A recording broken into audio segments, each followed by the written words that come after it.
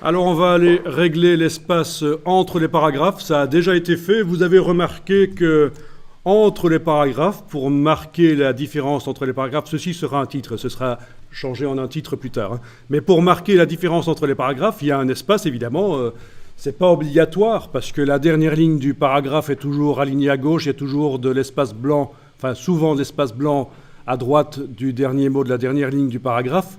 Mais malgré tout, pour aider la lecture, pour donner l'impression que c'est un peu plus agréable à lire, pour faire moins texte au kilomètre, il y a de l'espace entre les paragraphes. Et bien sûr, ça n'a pas été créé en créant un paragraphe vide, comme les barakis le font dans Word, quand ils ne connaissent pas l'utilisation du logiciel, ou dans InDesign d'ailleurs aussi. Tout existe à notre époque. Donc, évidemment, c'est comme ça qu'on gère l'espace entre les paragraphes. C'est par le style de paragraphe. Là aussi, on va y aller.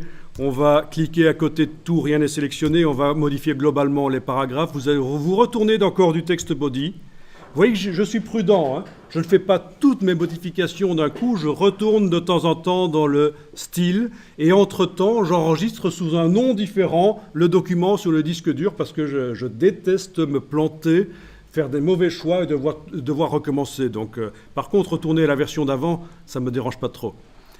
Donc, je redouble-clique sur corps du texte body. Et l'espacement entre les paragraphes, c'est dans retrait et espacement. Vous avez ici espace après. Espace après, vous pouvez modifier ça. Avec la case aperçu cochée, vous devriez remarquer que ça modifie les choses.